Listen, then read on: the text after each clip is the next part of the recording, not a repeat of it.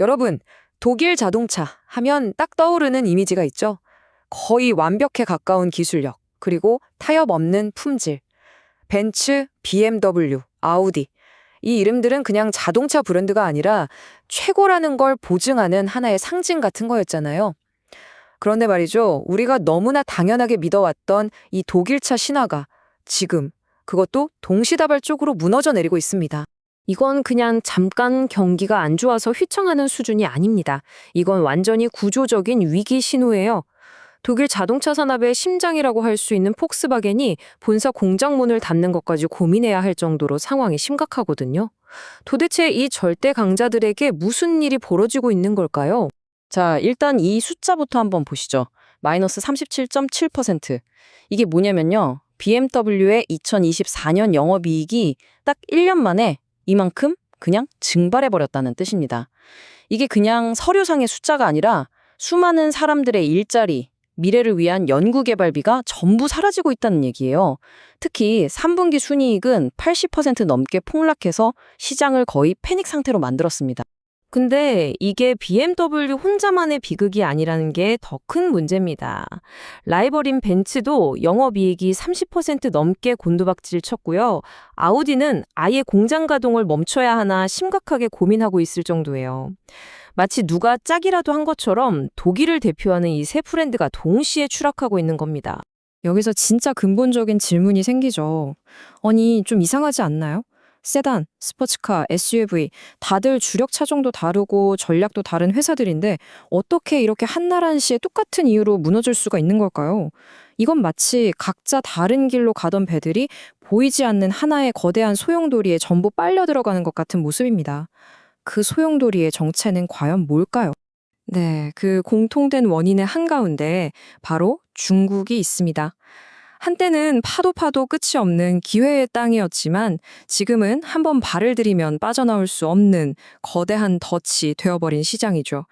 독일 회사들은 중국을 그냥 여러 시장 중 하나로 본 게 아니라 아예 회사의 미래를 전부 걸어버렸어요. 그리고 그 거대한 베팅이 지금 최악의 부메랑이 되어서 돌아오고 있는 겁니다. 독일 경제에서 자동차 산업이 차지하는 위상은 뭐랄까 거의 나라의 기둥뿌리 같은 거거든요. 그런데 이 그래프를 보시면 그 기둥이 얼마나 위태로운지 알 수 있습니다.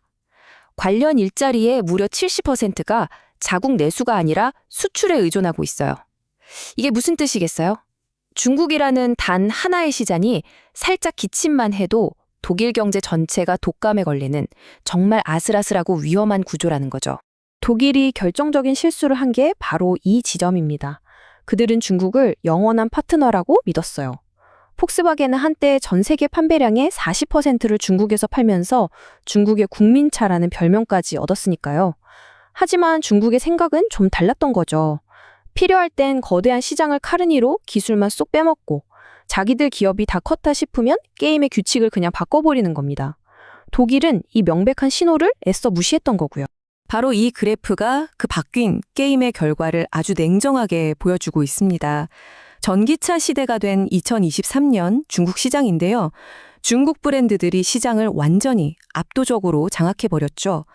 그럼 독일 차는 어딨냐고요? 사실상 보이지도 않을 정도로 존재감이 사라졌습니다. 내연기관 시대의 제왕들이 전기차라는 새로운 운동장에선 순식간에 구경꾼 신세로 전락해버린 겁니다. 자, 여기서 우리가 절대 오해하면 안 되는 게 있습니다. 이게 독일차의 기술력이 갑자기 떨어져서 생긴 일이 아니라는 거예요. 문제는 기술이 아니라 아예 게임의 룰 자체가 바뀐 겁니다.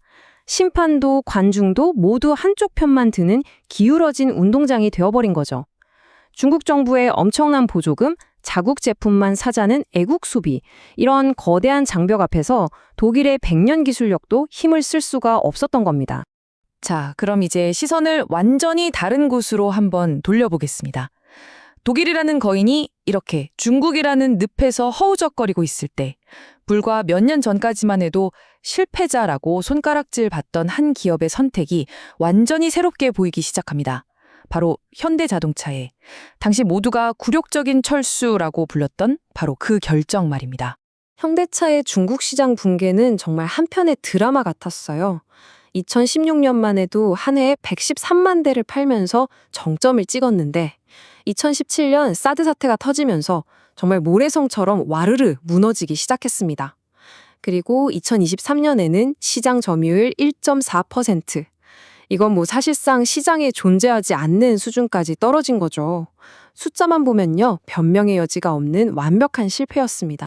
그 철수 과정은 정말 피를 말리는 고통의 연속이었을 겁니다. 5개나 되던 공장을 2개로 줄여야 했고, 특히 1조 원 넘게 들여서 이제 막 지은 최신 공장을 3분의 1도 안 되는 헐값에 팔아야 했어요.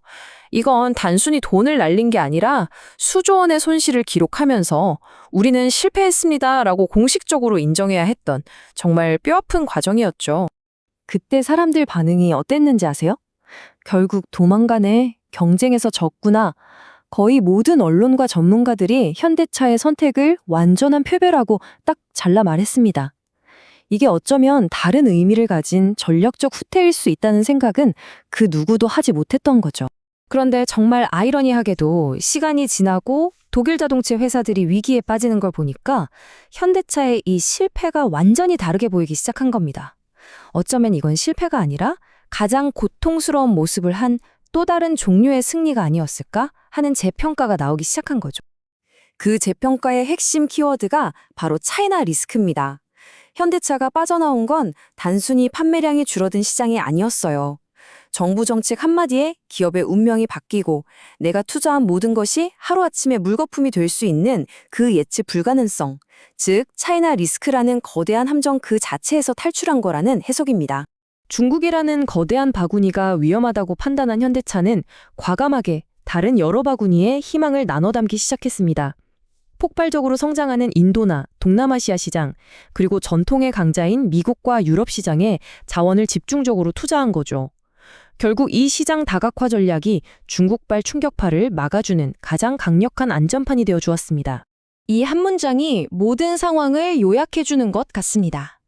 독일 기업들이 여전히 중국이라는 수렁에서 어떻게든 손실을 줄여보려고 발버둥 치고 있을 때 현대차는 이미 그 게임판을 떠나서 다음 판을 준비하고 있었던 겁니다. 이 판에서는 이길 수 없다고 판단했을 때 미련 없이 그 판 자체를 떠나는 결정을 내린 거죠. 그렇다면 이 두 거인의 엇갈린 운명은 우리에게 뭘 말해주고 있을까요? 이건 단순히 누가 더 좋은 차를 만드냐 못 만드냐의 문제가 아닙니다. 지금 돌아가는 이 세상의 판을 어떻게 읽어낼 것인가, 그리고 언제 과감하게 베팅하고 또 언제 판에서 내려와야 하는가를 아는 것에 대한 깊은 통찰을 우리에게 던져주고 있습니다. 다시 한번 강조하지만 현대차의 선택은 결코 멋지고 영광스러운 승리가 아니었습니다.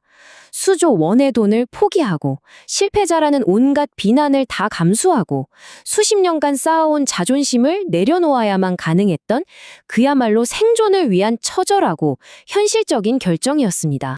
결국 이 모든 이야기는 이 한 문장으로 정리될 수 있을 것 같아요. 때로는 가장 먼저 카드를 접는 사람이 살아남는다. 포커게임에서 이길 수 없는 패를 들고 끝까지 버티는 건 용기가 아니라 객기잖아요. 판이 이미 기울었다고 판단했을 때 과감하게 손실을 인정하고 다음 판을 준비하는 용기. 어쩌면 그것이야말로 진짜 전략가의 모습일지도 모릅니다. 이 모든 과정을 지켜보고 나니 우리 스스로에게 이런 근본적인 질문을 던지게 됩니다.